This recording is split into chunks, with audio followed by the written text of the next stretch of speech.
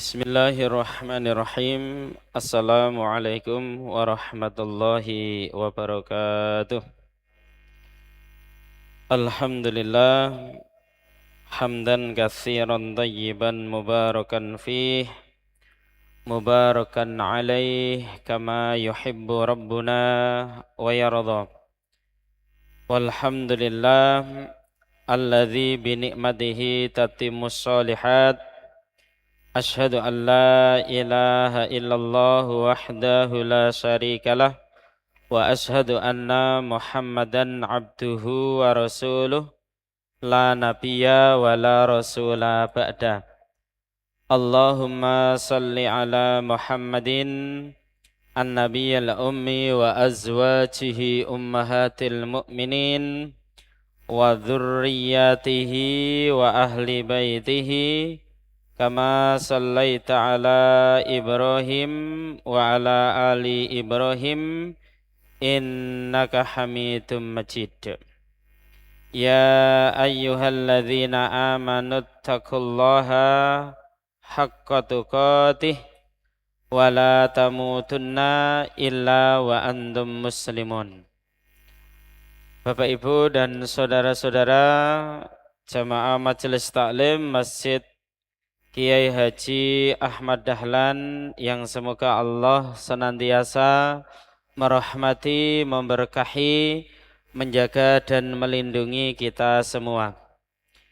Kita bersyukur kepada Allah yang telah memberikan kepada kita begitu banyak nikmat dan karunia yang kita tidak mampu untuk menghitungnya.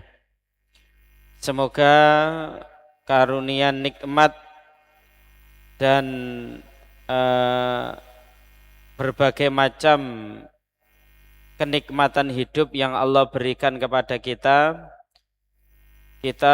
atas izin Allah bisa merubahnya dengan potensi kekuatan, yakni ketaatan kepada Allah dan Rasul-Nya, sehingga nikmat yang diberikan Allah kepada kita benar-benar menjadi kenikmatan yang sejati.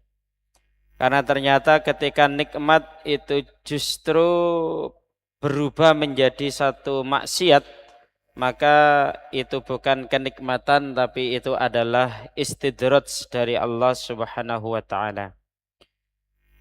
Salawat serta salam semoga tercurah kepada Rasulullah sallallahu alaihi wasallam yang telah menunjukkan umatnya ke arah jalan kebaikan dan kebenaran dengan risalahnya Ad-Dinul Islam As-Siratul Mustaqim yang kita yakini benar sebagai satu-satunya agama yang benar, yang baik, yang diridhoi serta diterima oleh Allah, yang kita ingin hidup dalam kondisi Islam dan kita ingin diwafatkan oleh Allah dalam kondisi Islam. Itulah orang-orang yang menetapi wasiat Allah, wala tamutunna illa wa antum muslimun, dan janganlah kalian mati kecuali dalam keadaan beragama Islam. Selanjutnya pada malam hari ini kita akan melanjutkan kajian kitab Bulughul Maram dan kita sampai pada Kitabul Buyu', yakni pembahasan seputar jual beli, dan masih pada babu taflisi wal hajar, yakni bab tentang pailit atau kebangkrutan, dan hajar yakni seseorang yang terhalang untuk kemudian memanfaatkan hartanya sendiri dengan sebab-sebab syar'i. Di pertemuan Senin yang lalu kita telah menuntaskan hadis nomor 742. Sehingga pada malam hari ini sebagai lanjutannya kita masuk pada hadis 743.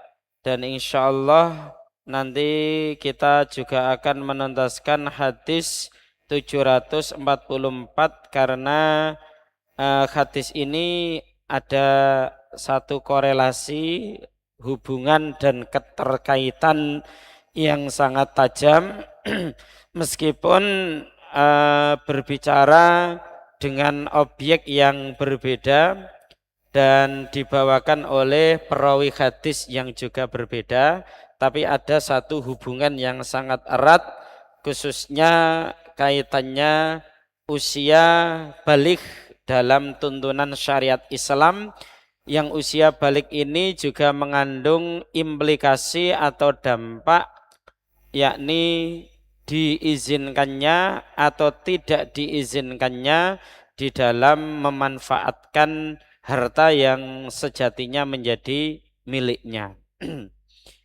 Baik, untuk hadis 743, Bismillahirrahmanirrahim. Wa an ibni Umar radhiyallahu anhuma, dari Ibnu Umar, semoga Allah meridhoi keduanya. Hampir seluruh hadis yang diriwayatkan oleh Ibnu Umar selalu diakhiri dengan doa semoga Allah meridhoi keduanya. Padahal ini yang disebut hanya Abdullah ibnu Umar. Para ahli hadis memberi penjelasan kepada kita kenapa ketika riwayat Ibnu Umar itu doanya adalah radhiyallahu anhuma, yang mengandung dhamir huma, tidak anhu. Jawabannya yang pertama adalah karena bisa dipastikan Abdullah ibnu Umar itu mengambil hadis itu dari ayahnya, dari bapaknya, sehingga bisa disebut Sayyidina Umar bin Khattab itu ahli hadis, di samping beliau Amirul Mukminin, ya, dan anaknya yakni yang namanya Abdullah itu juga ahli hadis, sehingga Abdullah ibnu Umar ini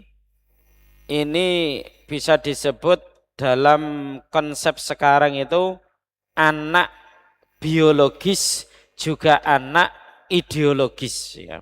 Anak biologis juga anak ideologis. Qala berkata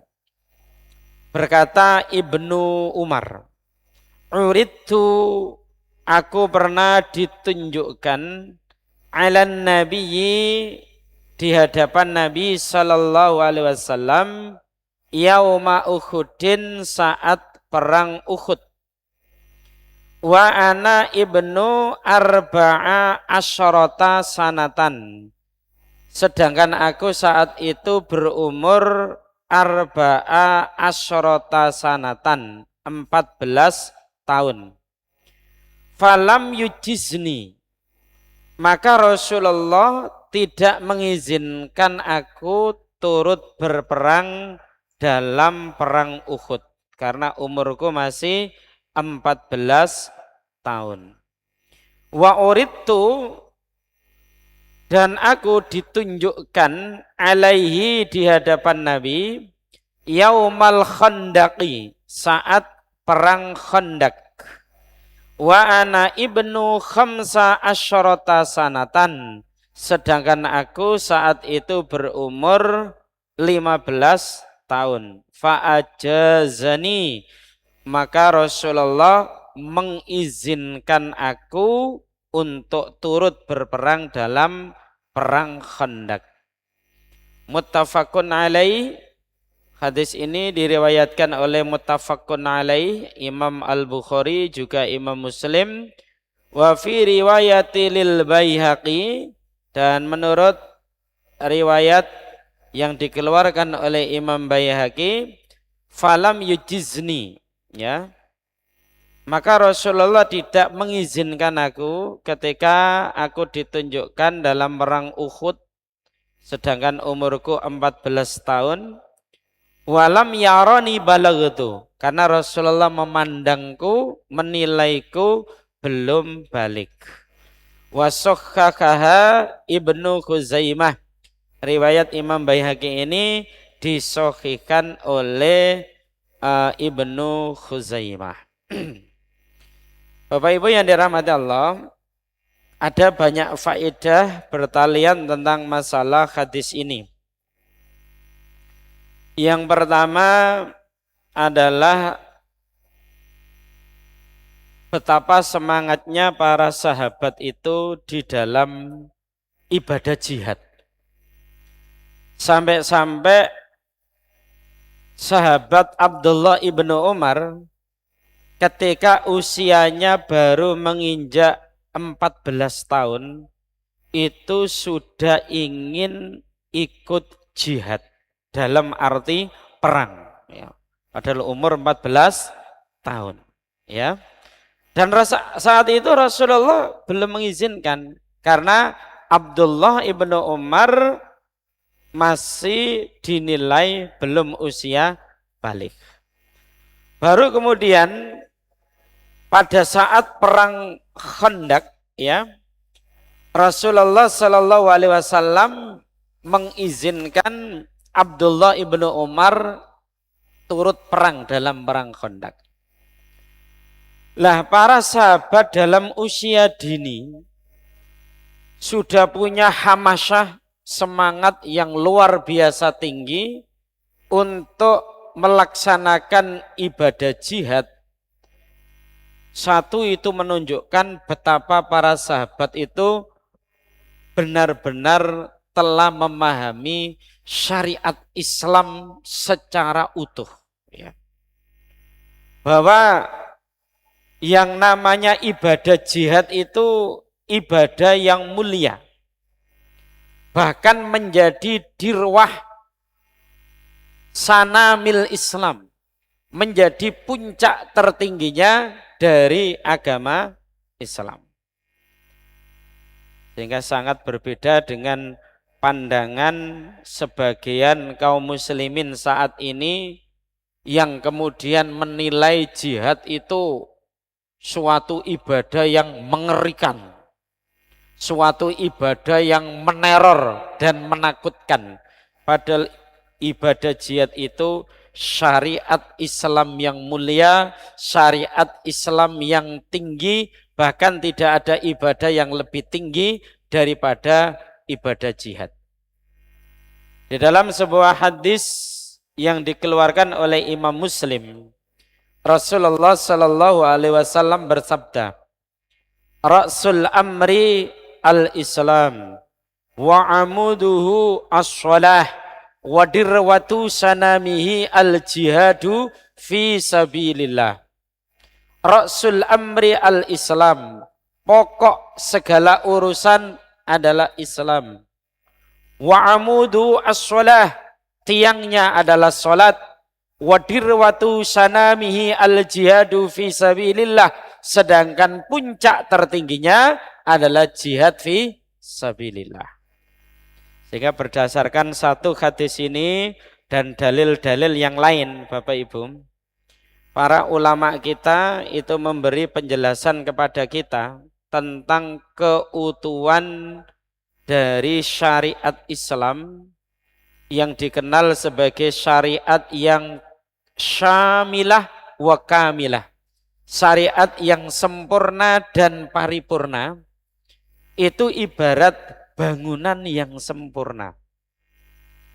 Bangunan yang sempurna itu ketika ada pondasinya, ada dinding-dindingnya, ada atap sebagai pelindung dan penopangnya, itu baru disebut bangunan yang sempurna. Ada pondasinya, ada dinding-dindingnya atau bangunannya, dan ada atapnya.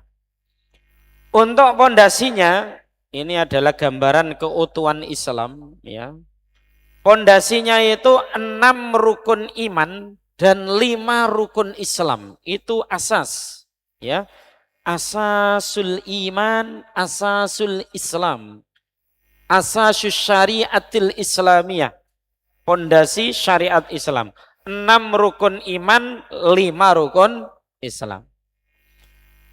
Bangunannya apa? Dinding-dindingnya apa? Di sana ada yang disebut dengan 1 asiyasiyatul Islamiyah, politik Islam. 2 at-tarbiyatul Islamiyah, pendidikan Islam. Yang ketiga, al-iqtisadiyah al-islamiyah, ekonomi Islam. 4, as-saqafatu al-islamiyah, wawasan atau budaya yang Islam. Yang kelima, al-amniyatul islamiyah, keamanan Islam. Yang keenam, al-askariyatul islamiyah, militer Islam. Ini binaul Islam, dinding-dindingnya Islam, ya. Kemudian atapnya, atap dalam sebuah bangunan kan mesti ada penutupnya. Seperti masjid ini ada penutupnya kubah, ini jadi atapnya. Untuk melindungi agar tidak kepanasan, agar tidak kehujanan, ya. Sebagai atapnya itu adalah dakwah, amar ma'ruf, nahi mungkar, dan puncak tertingginya jihad fi sabilillah. Nah, sehingga Masya Allah para sahabat memahami benar masalah ini. Sehingga apa? Sehingga Abdullah ibnu Umar yang baru umur 14 tahun saja sudah pengen berjihad. Tentu saja yang menjadi teladan utamanya Rasulullah Shallallahu Alaihi Wasallam, Bapak Ibu. Dalam sirah Nabawiyah itu disebutkan Rasulullah itu ibadah umrohnya 4 kali, hajinya 2 kali sepanjang hidupnya, tapi jihadnya 60 kali. Nah, ini Rasulullah jihadnya 60 kali, baik syariah maupun ghazwah, baik jihad yang beliau tidak turut serta yang disebut dengan syariah maupun ghazwah yang Rasulullah langsung ikut turut serta. Kemudian poin yang kedua, di dalam Islam itu tidak mengenal kalau usia remaja itu dianggap sebuah usia yang masih labil, kemudian pengennya bebas, kemudian apalagi mencari jati diri, ya. Kemudian muncul istilah yang ini dalam dunia sekuler disebut usia remaja, masa-masa yang belum stabil, dan akhirnya muncul istilah normalisasi kenakalan remaja. Nah, ini tidak dikenal di dalam syariat Islam, ya. Jadi ini sebenarnya konsep barat, konsep yang sekuler. Remaja itu pikirannya, sikapnya, mentalnya, akhlaknya itu kemudian tidak stabil, nanti pada masanya akan stabil. Sehingga muncul normalisasi, dianggap sesuatu yang biasa ketika seorang remaja itu tawuran, nakal, hura-hura, pesta, dan macam-macam. Ini menurut penelitian ahli pendidikan Islam, Bapak Ibu, ini adalah konsep sekulerisme dan kapitalisme. Islam itu di dalam mengukur apakah seorang ini siap menerima syariat yang disebut dengan mukallaf, ya, atau belum siap menerima syariat, itu dengan ukuran yang terukur dan pasti. Apa di antaranya ukurannya? Usia balik, ya, usia balik. Yang usia balik itu kalau menurut riwayat hadis, yakni Ibnu Hibban, nanti bertalian dengan perang Khandaq, juga muttafaqun alaih ini, ketika usianya 15 tahun, ya. Ya, usia 15 tahun ini termasuk sudah usia yang balik, usia yang kemudian malaikat yang dikenal dengan raqib dan atid akan mencatat seluruh amal baiknya maupun amal buruknya. Sehingga setiap maksiat yang dilakukan, ketaatan yang dilakukan itu akan ditanggung oleh yang mukallaf ini, ya, yang sudah usia balik, usia 15 tahun. Nanti secara rinci itu kan paling tidak ada 3 tanda seseorang itu bagi laki-laki ini ya yang disebut usia balik.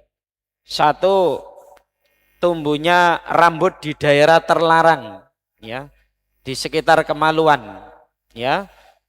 Kalau ini juga belum ada, yakni yang kedua, ihtilam, mimpi basah, keluar sperma ya.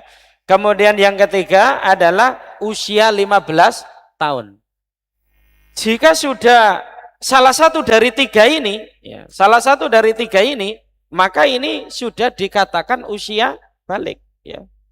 Mungkin ada laki-laki, anak kita usia apa itu sudah tumbuh rambut di sekitar kemaluannya, berarti balik. Ya. Atau dia mimpi basah, balik berarti. Atau kalau kedua-dua ini tidak terjadi, bisa dilihat umurnya 15 tahun. Bagi perempuan tandanya 5. Ya, kalau salah satu sudah ada dalam diri perempuan, maka ini dianggap usia balik. Ya, usia balik. 1, mimpi basah, keluar sperma, ini juga bagi wanita juga terjadi. Kalau ini belum pernah ia alami, yang kedua bisa jadi sudah tumbuh rambut di sekitar kemaluannya, berarti sudah dianggap balik wanita tersebut. Atau yang ketiga usianya 15 tahun ya. Atau yang keempat keluar darah haid. Yang kelima yakni hamil. Nah, ini bagi perempuan tandanya 5.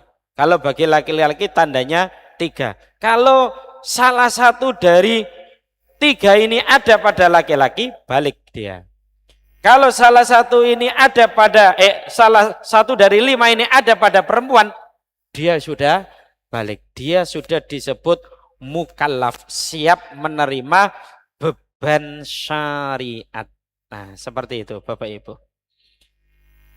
Selanjutnya, ini nanti sebelum kita apa itu namanya ulas lebih detail ya, kita bacakan dulu hadis 744 karena ini ada kaitannya dengan hadis 745. 43.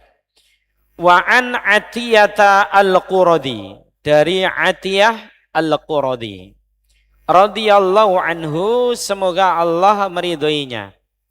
Qala, berkata, uridna ala Nabi sallallahu alaihi wasallam yauma Quraidah. Ya.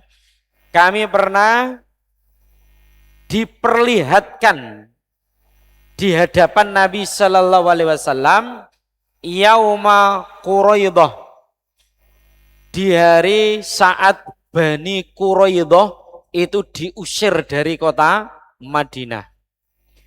Fakana man ambata kutila, maka siapa saja yang telah tumbuh rambut di daerah kemaluannya, kutila, dia masuk kategori orang-orang yang dibunuh. Wa man lam yunbit khulliya sabiluhu, dan barang siapa yang belum tumbuh rambut di daerah kemaluannya ya, maka dia dibebaskan. Fakuntu, sedangkan aku ketika itu mimman lam yumbit, termasuk orang yang belum tumbuh rambut di daerah di sekitar kemaluan. Fakulli sabili, maka saya termasuk orang yang dibebaskan. Rawahul khamsah, hadis ini riwayat imam yang 5. Wasokhakahu Ibnu Hibban, disahihkan oleh Ibnu Hibban wal Hakim. Wa qala, dan ia berkata, ala syarti syaikhaini, hadis ini sahih sesuai dengan syarat asy-syaikhaini. Nah, ini sebutan lain dari muttafaqun alaih, 2 syekh, yakni Imam Al-Bukhari dan juga Imam Muslim. Bapak Ibu yang dirahmati Allah, Ini ada kaitannya dengan dua perang ya. Kalau yang pertama yakni perang Uhud, yang kemudian berikutnya perang Khandaq ya, yang awalnya Ibnu Umar berumur 14 tahun di saat perang Uhud ini belum diizinkan, dan saat perang Khandaq umur 15 tahun kemudian diizinkan. Ada faktor pemicu yang kemudian melatar belakangi terjadinya perang Uhud ya. Di antaranya adalah orang-orang kafir Quraisy ya, itu ingin membalas kekalahan dalam perang Badar ya. Saat perang Badar itu kan di luar perhitungan orang-orang kafir Quraisy, Bapak Ibu. Padahal saat itu mereka dengan senjata lengkap ya, dengan jumlah sekitar 1000 senjata lengkap ya, dan mereka berkeinginan menghabisi seluruh pasukan Nabi Muhammad SAW dan ingin benar membunuh Nabi Muhammad ketika itu. Namun ternyata perang Badar itu Allah memberikan kemenangan kepada Rasulullah dan kaum muslimin, sehingga orang-orang kafir Quraisy saat itu mengalami kepailitan, kebangkrutan yang luar biasa, kalah ya. Sehingga kemudian mereka menyiapkan peperangan lagi, yang pada saat itu tahun 2 Hijriah mereka menyiapkan pasukan mereka yang saat itu dipimpin oleh Khalid bin Walid yang saat itu belum masuk Islam. Di mana Khalid bin Walid ini dikenal ahli strategi perang ya, saat itu belum masuk Islam. Yang dalam peperangan Uhud itu biqadarillah kaum muslimin mengalami kekalahan ya. Di antara sebab utamanya ya, karena pasukan pemanah yang diamanai oleh Rasulullah untuk tetap di atas gunung Uhud ketika itu turun ke lembah ya, yang saat itu dilihat tentara kafir Quraisy melalui strategi Khalid bin Walid ini ternyata kayak pura-pura kalah gitu ya, dan meninggalkan banyak ghanimah yang saat itu secara manusiawi para sahabat itu kemudian tergoda untuk mendekati ghanimah yang kemudian ditinggalkan oleh pasukan Quraisy itu, dan pasukan pemanah itu akhirnya turun. Lah, Khalid bin Walid yang membawa pasukan itu dari golongan orang-orang kafir Quraisy itu tadi, itu kemudian berbalik arah menyerang dari belakang, yang sampai Rasulullah saat itu dikabarkan meninggal dunia, pelipis beliau berdarah-darah. Ini dalam perang Uhud ya. Lah, dalam hal perang Khandaq sebagaimana yang diriwayatkan oleh Atiyah Al-Quradi ya, ini kan dipicu dari pengkhianatan Bani Quraidah ya, di mana di Madinah itu kan ada Bani Qainuqa, ada Bani Quraidah, ada Bani Nadir, dari kabilah-kabilah Yahudi, yang kemudian mereka itu melakukan satu pengkhianatan atas perjanjian yang mereka lakukan dengan Rasulullah Shallallahu Alaihi Wasallam ya. Sehingga kemudian dalam perang Khandaq tersebut ya, kalau kita rujukkan dalam Syirah Nabawiyah ya, perang Khandaq ini diantaranya dipicu hasutan dan provokasi dari Bani Nadir yang diusir dari Madinah, sehingga Quraisy dan suku Arab serta Yahudi sepakat untuk mengepung Madinah. Dan ternyata kabilah Quraidah itu juga berkhianat dan gabung dengan Bani Nadir, dengan orang-orang kafir Quraisy untuk kemudian menghancurkan Madinah dengan cara mengepung dan membuat penghuninya Rasulullah dan kaum muslimin supaya mengalami kelaparan. Karena saat itu suplai makanan, bantuan dari luar juga diputus ya. Gabungan kekuatan besar dari Quraisy, Ghatfan, Bani Asad, Bani Nadir ini jumlahnya sekitar 10.000 orang ya, 10.000 orang. Maka kemudian ada usulan menarik, ide menarik, yang ide ini disampaikan oleh Salman Al-Farisi, sahabat Nabi Shallallahu Alaihi Wasallam yang berasal dari Persia. Hari ini adalah Iran, ya. Supaya apa? Supaya digali parit dalam perang Khandaq. Karena Khandaq itu lubang yang digali yang sangat lebar dan dalam sebagai benteng pertahanan kaum muslimin. Bi'idznillah azza wa jalla, peperangan itu dimenangkan oleh kaum muslimin ya. Akhirnya Bani Quraidah ini ya,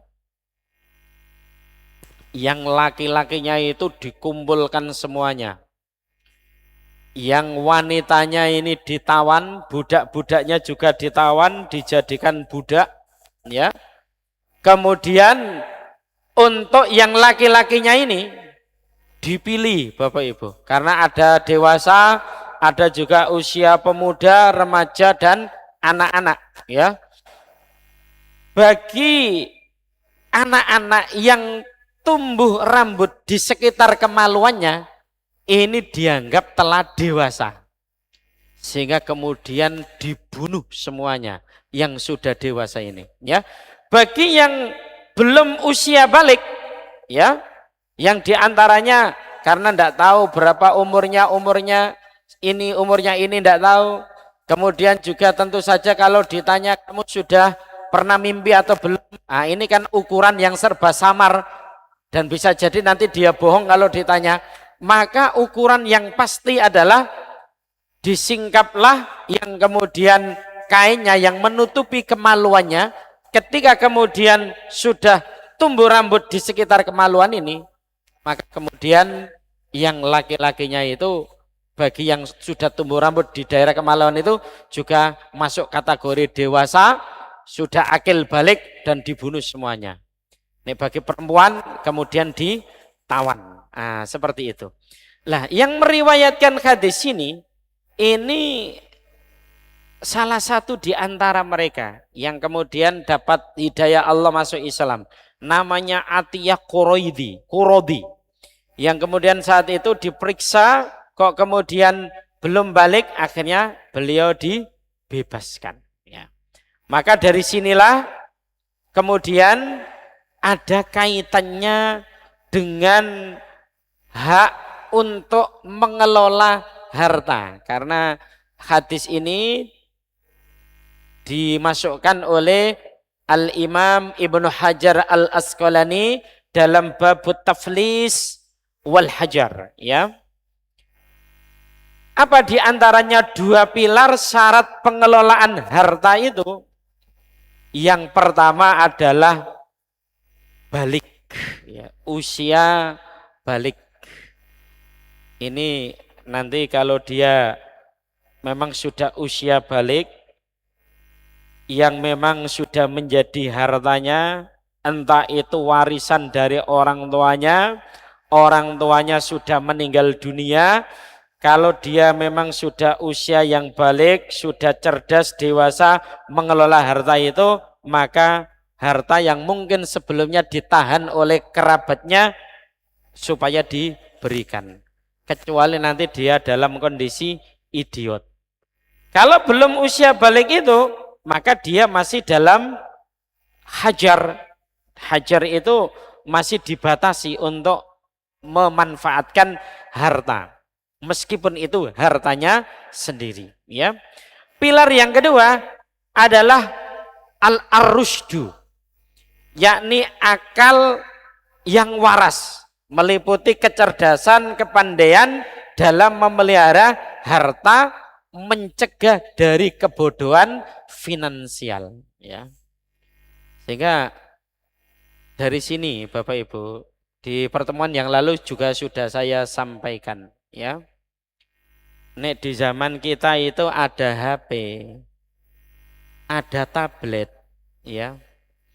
Maka sesungguhnya ditinjau dari hadis ini dan ditinjau dari metodologi parenting nabawi, ya, anak yang belum usia balik kok ditukokno HP pribadi itu enggak tepat, ya. Dibelikan tablet pribadi itu enggak tepat. Apalagi orang tua kemudian tidak bisa mengawasinya di setiap detik dan menitnya. Apalagi orang tua misalnya tidak punya kemampuan untuk membatasi konten apa saja yang diakses oleh anak itu.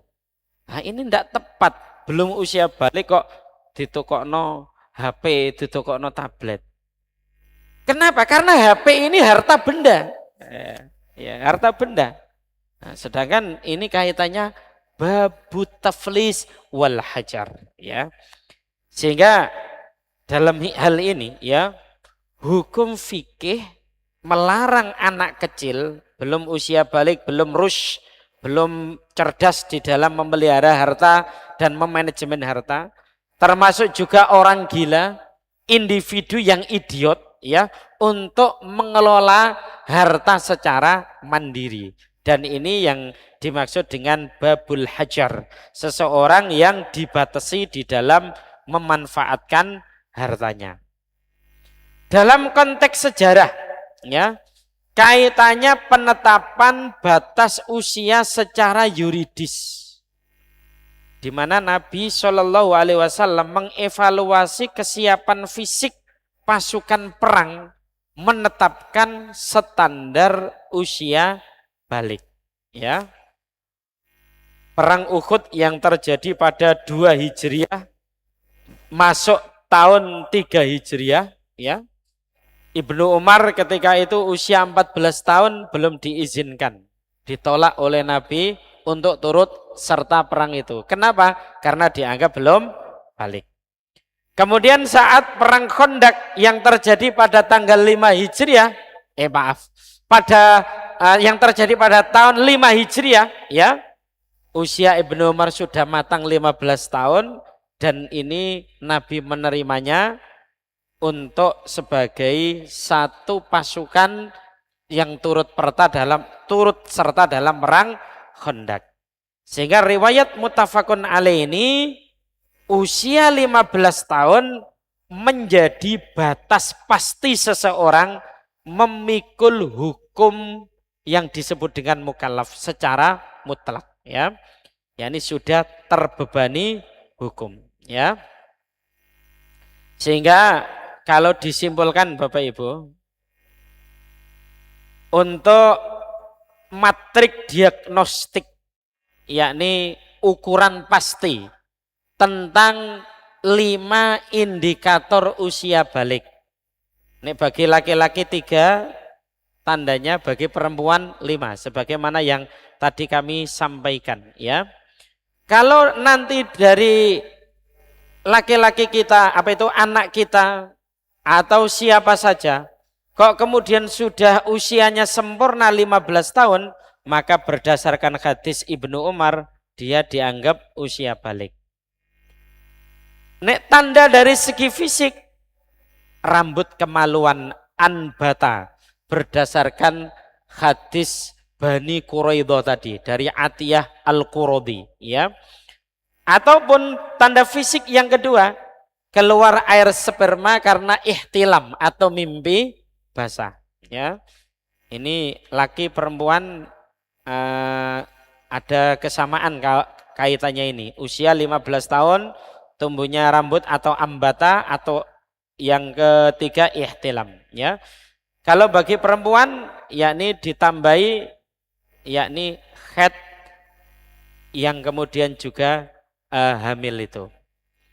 Nah, selanjutnya tentang syarat penyerahan harta anak yatim. Nah, ini mungkin di antara Bapak Ibu sekalian, hadirin sekalian yang mungkin punya kerabat, yang kemudian mungkin saudara laki-laki panjenengan, saudara perempuan panjenengan, seperti beberapa tahun lalu adanya musibah corona itu ya, ada di sekitar daerah kami yang kemudian bapaknya meninggal dunia, ibunya meninggal dunia, sedangkan anaknya itu masih kecil-kecil, sedangkan bapak ibunya meninggalkan harta warisan yang sangat banyak.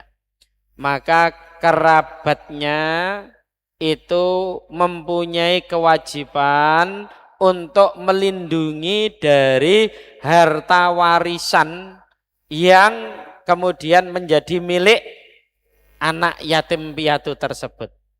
Nah, sehingga kapan kemudian harta itu diserahkan oleh wali yang menolongnya, ya?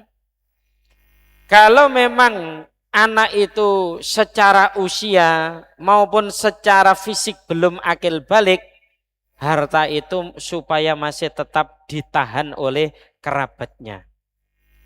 Dan supaya amanah tidak kemudian mengambil dengan cara-cara batil. Ya, kalau misalnya harta itu diinvestasikan dalam bidang usaha, harus dipastikan investasi itu menguntungkan dari ini bagi anak yatim piatu yang ditinggalkannya itu. Jangan sampai kemudian malah rugi atau bangkrut, ya. Adapun jika sudah akil balik, apalagi sudah cerdas dalam memelihara harta, anak itu juga tidak idiot, ya, tidak idiot, ya. Maka pelarangan dalam pembelanjaan harta yang namanya hajar itu menjadi lepas, kemudian harta itu mestikan diserahkan.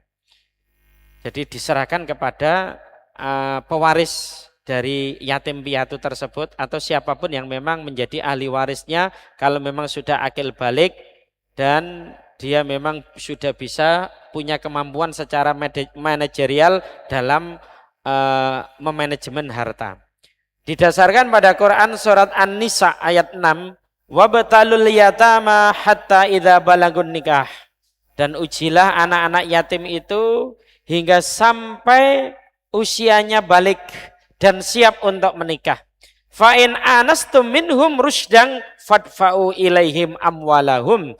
Kemudian jika menurut pendapatmu mereka telah cerdas, ya, maka serahkanlah harta yang memang telah menjadi hak mereka, ya. Kemudian juga larangan untuk memberi keluasan memanajemen dan memanfaatkan harta atas orang-orang yang mohon maaf idiot, ya, kurang sempurna akalnya. Itu didasarkan pada Quran surat An-Nisa ayat 5. Wala tu'tus sufaha'a amwalakumul lati ja'alallahu lakum qiyama, ya, dan janganlah kamu serahkan kepada orang-orang yang belum sempurna akalnya harta mereka yang ada dalam kekuasaanmu yang dijadikan Allah sebagai pokok kehidupan. Poin yang paling terakhir Bapak Ibu, bahwasanya memelihara dan merawat, menjaga keutuhan harta secara patut itu merupakan syariat yang ada dalam Quran surat Al-Baqarah ayat 220, ya. Yang ini menjadi kewajiban dan etika wali terhadap harta anak yatim. Jika diinvestasikan, dikembangkan harus produktif, di mana investasi tersebut menguntungkan bagi anak yatim tersebut, dan juga ada larangan memakan harta secara dolim, ya, yakni haram menukar atau memakan harta yatim bersama harta wali. Tindakan ini dikategorikan sebagai dosa besar.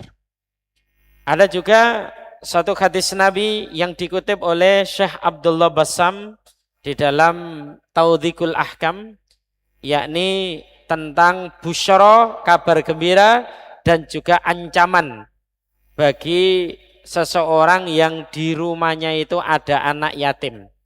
Rasulullah bersabda, khairu buyutil muslimin baitun fihi yatim yuhsanu lahu. Sebaik-baik rumahnya orang-orang Islam adalah rumah yang di dalamnya itu ada anak yatim, diperlakukan secara ihsan, secara baik, ya, dengan penuh kasih sayang dan diberikan hak-haknya. Wa syarru buyutil muslimin baitun fihi yatim yusa'u ilaih. Sedangkan seburuk-buruknya rumah adalah rumah yang di dalamnya itu ada anak yatim, akan tetapi diperlakukan secara buruk, diperlakukan secara semena-mena. Ini kalau ditafsirkan secara umum termasuk pondok, termasuk lembaga panti asuhan dan lain sebagainya, yang di situ ada yatim, yatim piatu, fuqara, masakin dan sejenisnya. Wallahu alam bisawab. Demikian kajian kita pada kesempatan malam hari ini, mudah-mudahan bermanfaat dan mudah-mudahan di setiap kita thalabul ilmi wa tafaqquh fiddin itu selalu tambah ilmu, tambah iman dan tambah amal soleh, sehingga kita digolongkan hamba-hamba Allah yang solihin dan solihat, yang kelak mendapatkan ampunan Allah, rahmatnya Allah dan juga surganya Allah. Wallahu a'lam bishawab. Wassalamualaikum warahmatullahi wabarakatuh.